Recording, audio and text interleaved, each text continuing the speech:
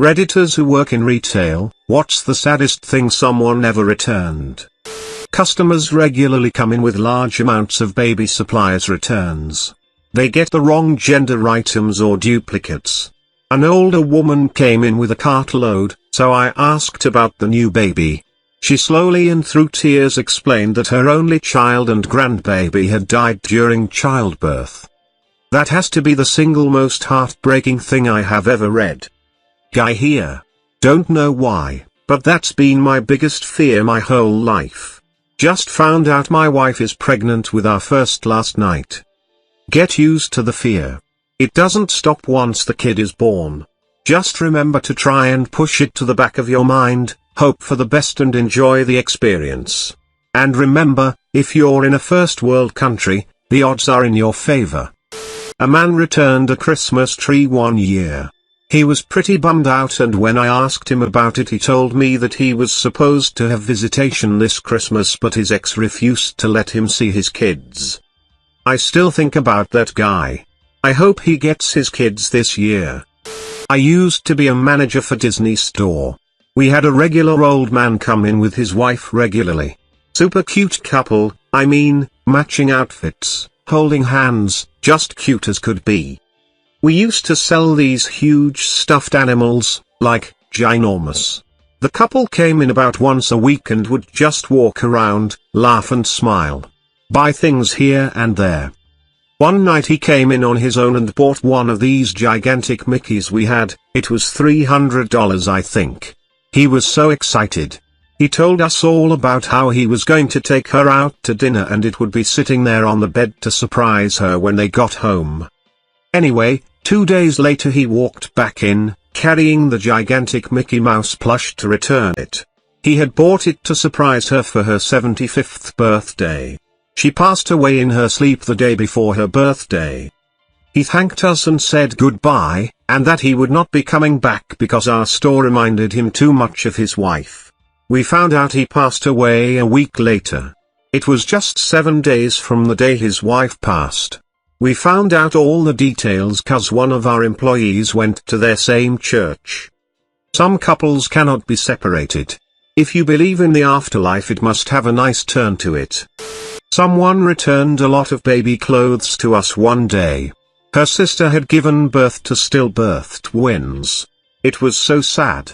I work for the largest retailer in Canada. We have a maternity division. I work at head office, used to do store support, and the maternity division is the only one of our 6 that we aren't allowed, supposed to ask for a reason for a gift card return. It's never a good answer. I find it very respectful of my company though. Edit, clarifying company. One of the largest Canadian retailers. I didn't expect this comment to blow up.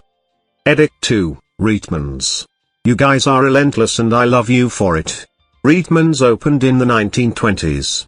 The company stands behind their basic, down-to-earth, relatable and very humane policies and I like them a lot for it. This is very thoughtful. I wish all stores were like that. Wife and I have recently lost our daughter. It's incredibly hard keeping it together hauling around baby shit, and going to a store with it. And seeing all the other happy people. With their babies. You don't want to explain it, or talk about. You've already done that 100 times. To everyone who ever knew you were expecting. We lost a daughter at about 3 months. We knew well before she was born that she probably wouldn't make it very long, but there was a chance, so we gave that to her. We gave most of her stuff to other families that had babies. The only thing harder than unplugging the baby wipe warmer was picking out a headstone. Hugs to you and your wife. From an internet stranger who cares. That's actually really nice. I've miscarried before, too early to have bought anything worth returning, and I have had some residual anxiety about something going wrong with this pregnancy. I'm 36 weeks now, so hopefully we're in the clear lol, and when we started to buy things I actually wondered about that, and how awful it would be if we had to argue or explain with staff in a situation like that. Edit. Man, I just made an offhand comment not even thinking and you guys have proven to be the sweetest and kindest ever. Thanks for all the well wishes guys. I really appreciate it. Also, Thanks for sharing your stories of loss with me. I'm so sorry that so many of you have had to experience something so hard. So much love to all of you. Congratulations. I can relate. I was 6 months pregnant when we lost our son in 2014.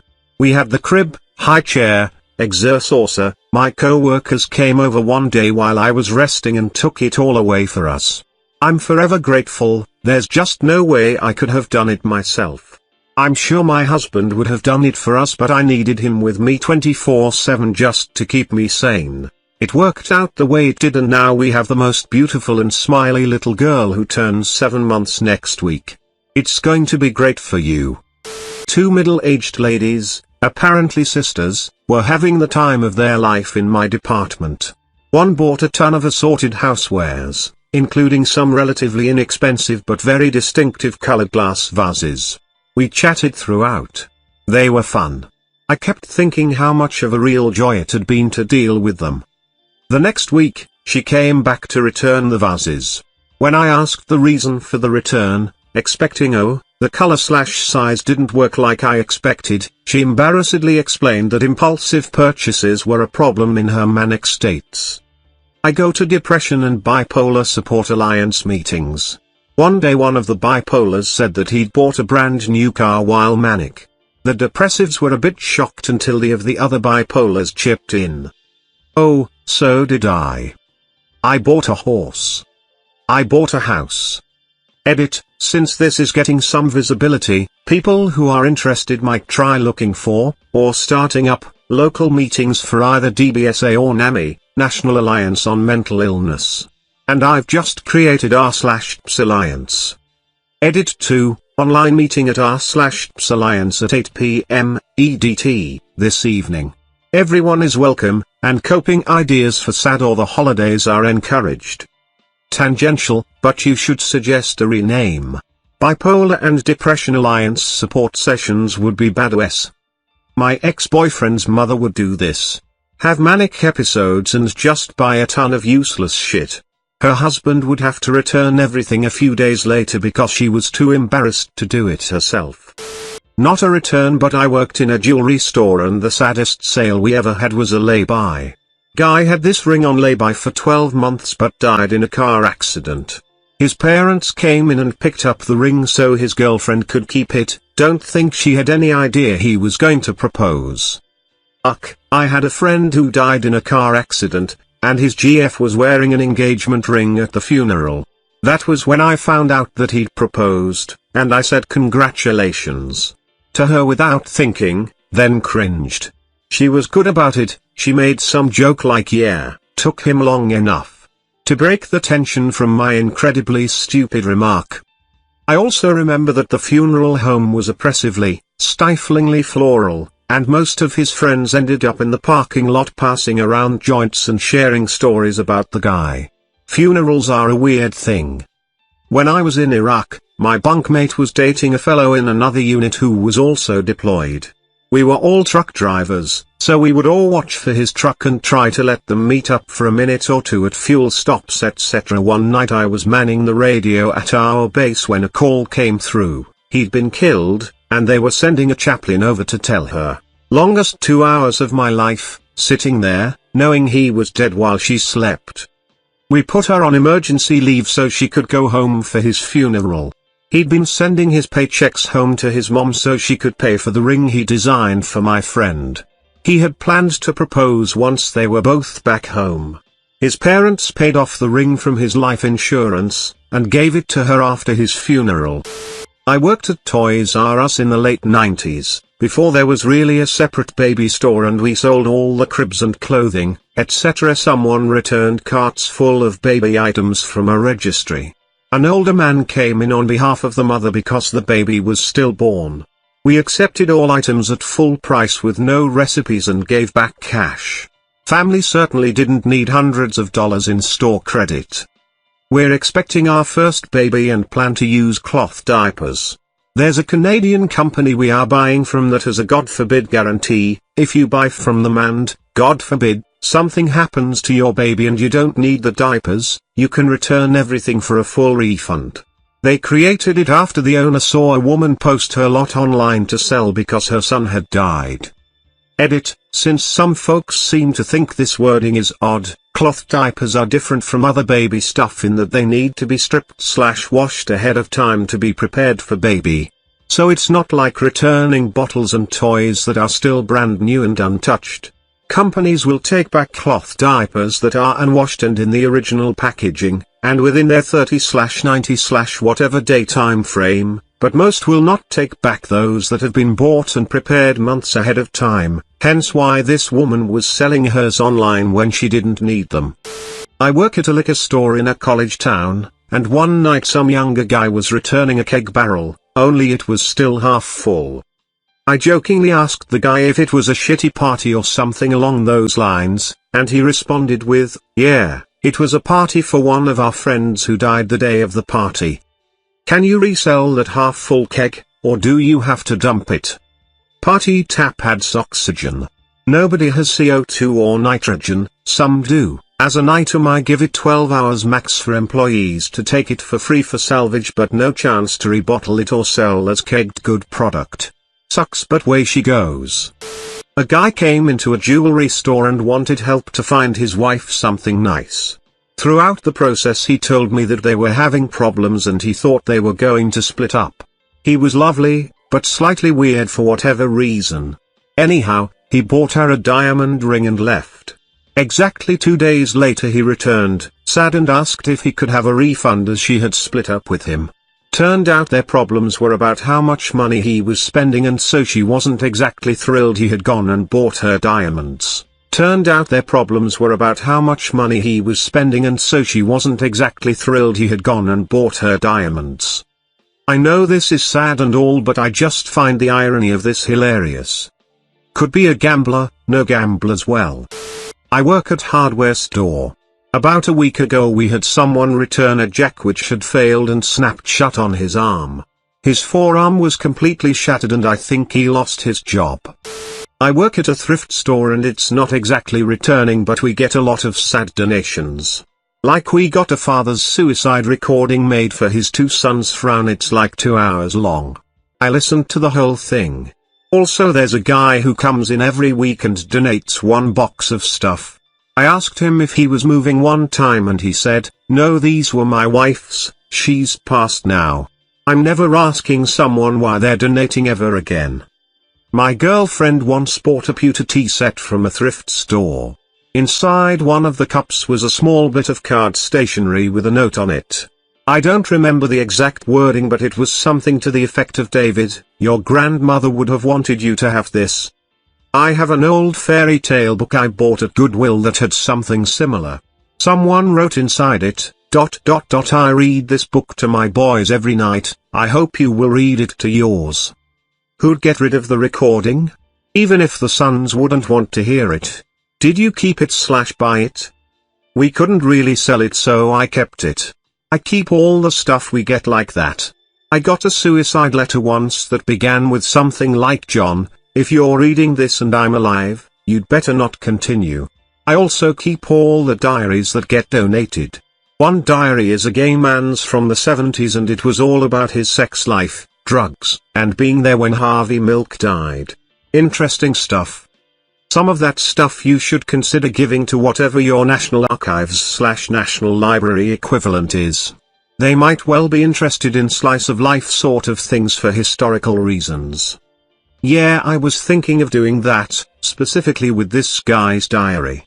He is a first-person account of Harvey Milk's death. Fascinating. Our store does donate certain things to museums. We get a lot of Native American art and artifacts, which get sent to a museum. A guy was returning baby formula and he was looking pretty down. I asked him how his day was and he said that he has been having a long day and that he's been having a long month too. I thought he just had a baby, so maybe he just got the wrong formula. I asked if he just had a baby and he said he used to have a baby.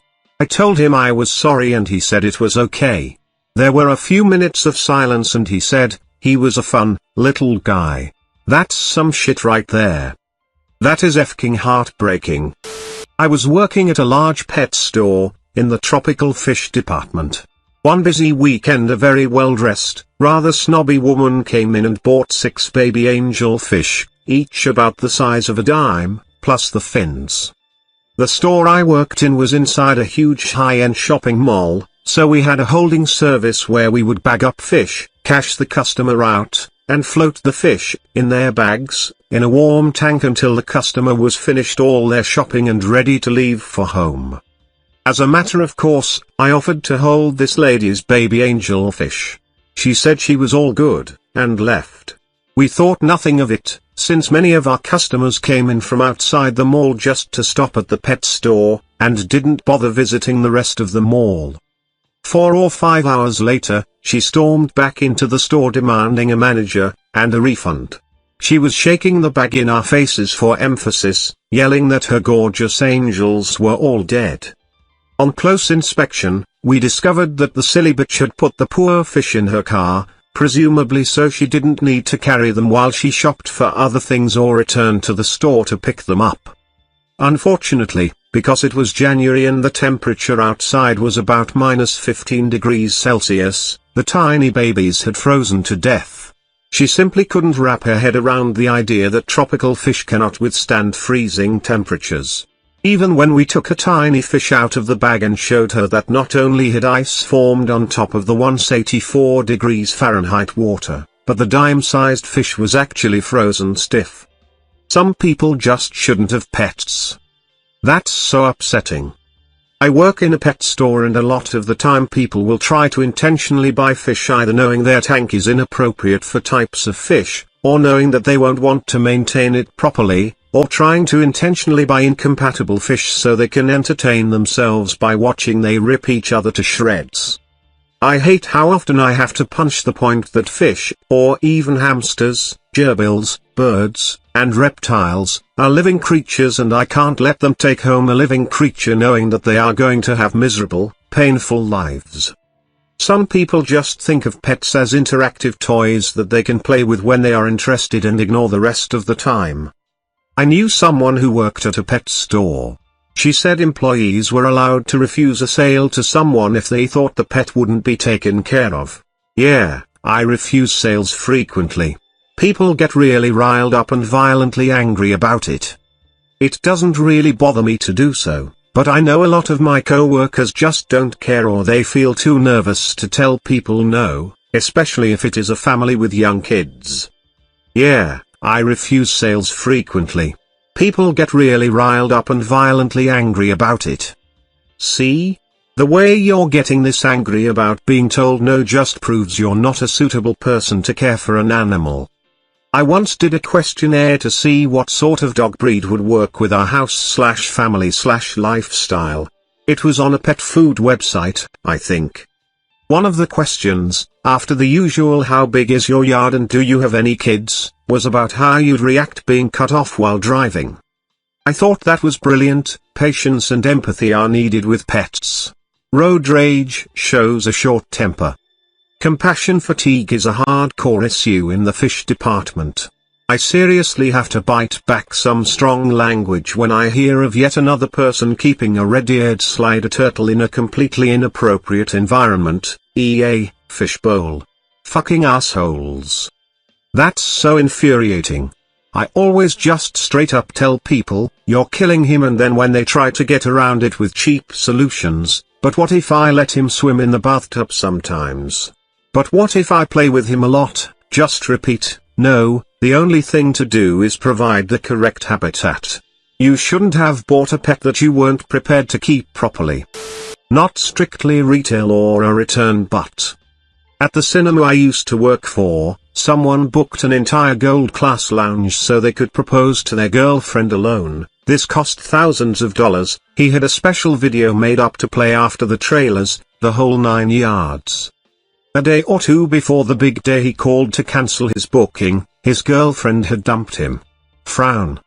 I work in a clothing store and a gentleman came in with his wife because he had lost 80 pounds and needed new clothes because his old ones wouldn't fit, obviously. I congratulated and jested that he must be working out every day to lose that kind of weight. He replied that cancer was the cause of the weight loss and not exercise, as I so jointly suggested. He understood when I apologized and still bought clothes. Returned her husband's replacement razors. I asked her if he was unsatisfied and maybe wanted another kind/style. Nope. He died earlier before his birthday to receive them. She started crying and I just leaned over the counter to console her. Oh wow, who knew this would hit a chord with so many people? Well, a little more background if interested.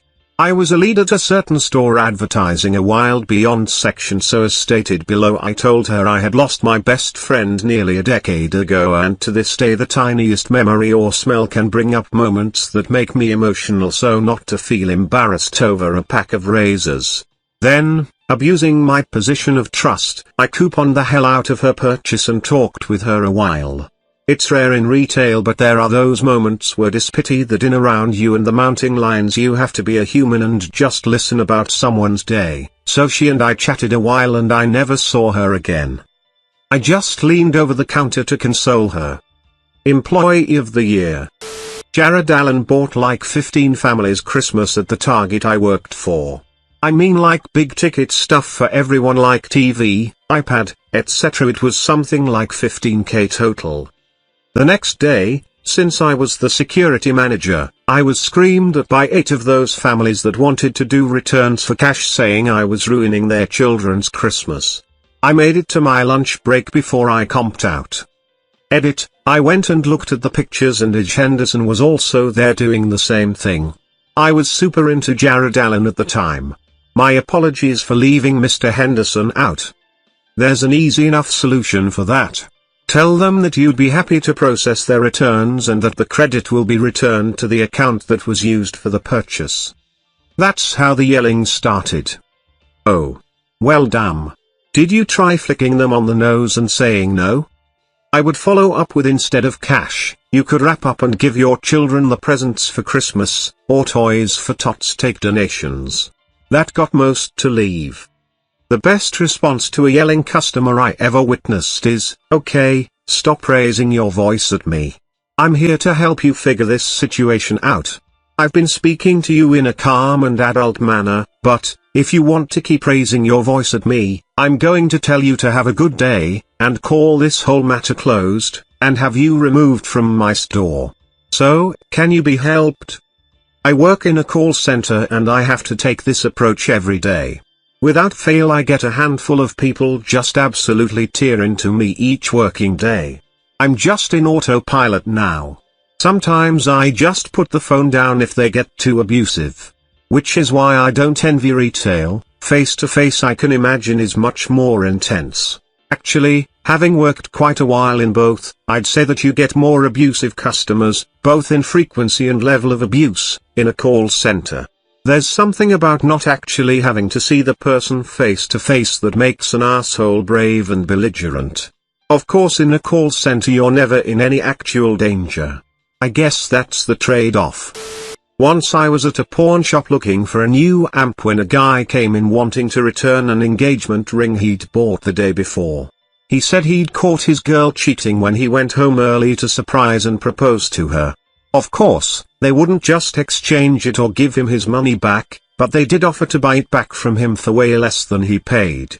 He ended up selling it back to them for, from what I could tell from what I could make out of what he was saying, much less than he bought it for. Poor guy was extremely distraught over his whole ordeal. There's being a business, and there's being an asshole. This is one of those instances where you'd expect the owner to be a good person and bend the rules.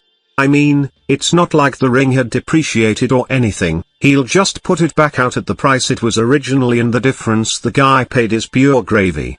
Personally, I would have walked out of the place and never gone back. I worked at a Subway for a year, and we shared the building with a jewelry store. It was a small business and we always made a salad for the owners, free of charge. One day a customer at their store is incredibly enthusiastic about buying an engagement ring for their so. He told the entire Subway crew how he met her after his mother died, and that they've been seeing each other for almost 5 years. He kept saying how he was happy that he found someone who makes him truly happy and that all the challenges in his life were necessary for him to find true love. He came back a few days later. The light from his eyes was gone. He was returning the ring. I talked to the owners later that day after he left, and apparently she broke it off with him because she fell in love with someone else. It was really sad to watch.